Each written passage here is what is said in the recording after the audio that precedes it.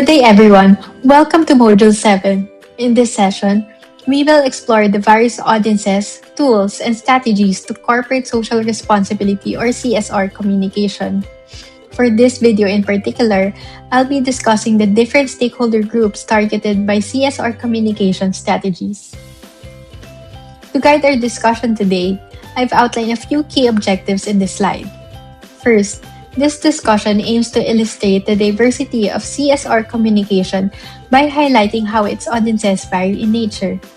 By the end of this video, you should be able to conceptualize the broader landscape of CSR communication. Next, at the end of this video, you should be able to identify the various audiences involved in CSR communication and match them with their corresponding expectations and needs. Third, this discussion is intended to direct the appropriate and preferred communication strategies and channels for each audience, enabling you to implement the most effective approach within your organization. Lastly, this video is geared to synthesize scholarly literature to understand the different categories of CSR audiences better. This will provide a solid foundation for the next discussions in this module. Let's now dive into the details and meet the key audiences for CSR communication. So when discussing the diverse audiences involved in CSR communication, it is essential to recognize the plurality of CSR communication as emphasized in scholarly literature. Crane and Glosser explains that examining CSR communication through the lens of different constituent audiences provides a clearer understanding of its impact. Furthermore, Dawkins concurs to this by emphasizing that the audiences for CSR reports can vary significantly, requiring tailored communication strategies. This diversity necessitates a complex approach to how CSR messages are delivered and crafted. By framing communication to address a wide range of constituencies, as noted by Ellerup, Nielsen, and Thompson, organizations can effectively align their CSR efforts with the interests and arguments of these varied groups. So having established the plurality of CSR communication, it is essential to identify the different audiences of CSR communication in order to create messages and strategies that resonate with them, thereby fostering trust and building relationships. Let's now examine them one by one. First, we have the customers. Customers perceive CSR as a window into a company's values, or its soul and character, offering insights into what the company stands for and its ethical commitments. As such, they are constantly in the lookout for the sustainability and social responsibility record of the companies and their partners to check on their consistency and congruence with their values. For them, CSR communication equates to transparency and accessibility of information. With this, when communicating CSR to customers, it's crucial to constantly highlight the organization's commitment to sustainability and social responsibility through visible channels like product labels. Effective CSR communication to customers positively influence consumer reactions as underscored in the study of Sen and Bhattacharya. This was perceived to increase their willingness to consume the products, thereby fostering a strong, loyal customer base.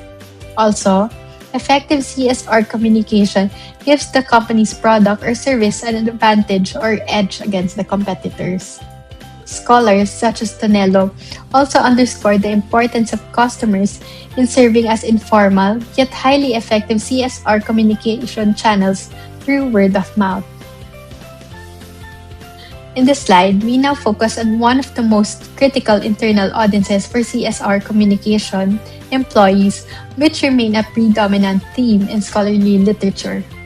Scholars like Tonello and Alcost cite the relevance of CSR communication as a powerful catalyst in transforming employees into CSR or brand advocates. Given their social ties and access to credible information, employees have a strong potential to reach and influence a wider group on behalf of the company.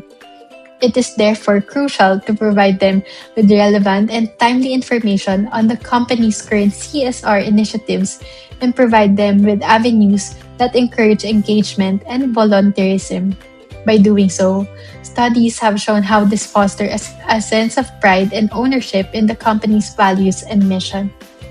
Effective CSR communication can also attract potential employees who share the company's values and advocacies. In a way, CSR communication to employees were also observed to decrease turnover rates by triggering employee satisfaction and organizational identity. The CSR communication constituency also extends to supply chain partners, whose role is fundamental to maintaining the organization's ethical integrity.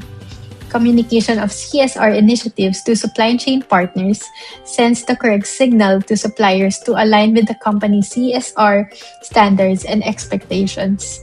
This gives them a preview of how the company expects them to transact and carry on with their business strategies.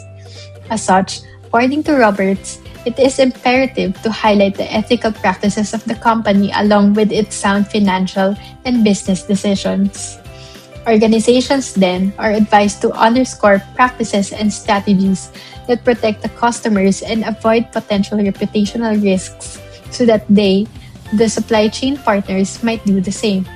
By doing so, Hervani, Helms, and Sarkis noted that setting this precedent in business relationships can lead to greater organizational efficiency. The communication of CSR initiatives to supply chain partners also serve as a strategic competitive advantage by establishing clear and standardized metrics. We now look at the regulators and legislators as audiences of CSR communication. To them, CSR communication serves as an evidence that the company stays on its lane by complying to existing laws and policies. It also serves as an evidence should there be a need to amend the same. Academic literature like Alconos noted the requirement to see the clear mechanisms that demonstrate the organization's compliance to sustainability efforts, labor practices, and community engagements. Given this, organizations should underscore the company's adherence to regulations by providing concrete examples and quantifiable data. It would also be advantageous for the organizations to align these information with the milestones or achievements set by the government. For instance, companies in the Philippines may highlight the congruence of their CSR initiatives with the Philippine Development Plan for 2023 to 2028 and the United Nations Sustainable Development Goals or SDGs. By doing this, organizations reduce the risk to incur penalties due to non-compliance. Given the authority of this group, effective CSR communication heightens the organization's credibility and ensures its access to government incentives that are in place. Next, CSR communication is deeply valued by investors and financial analysts, given that it presents the congruence of the company's initiatives and strategies with the ESG reporting standards. More importantly, it encapsulates the overall financial viability of the company. Investors and analysts look for hard data on how the organization is managing risks and opportunities. And with this, organizations are compelled to highlight how CSR initiatives drive company performance and profitability to gain their support.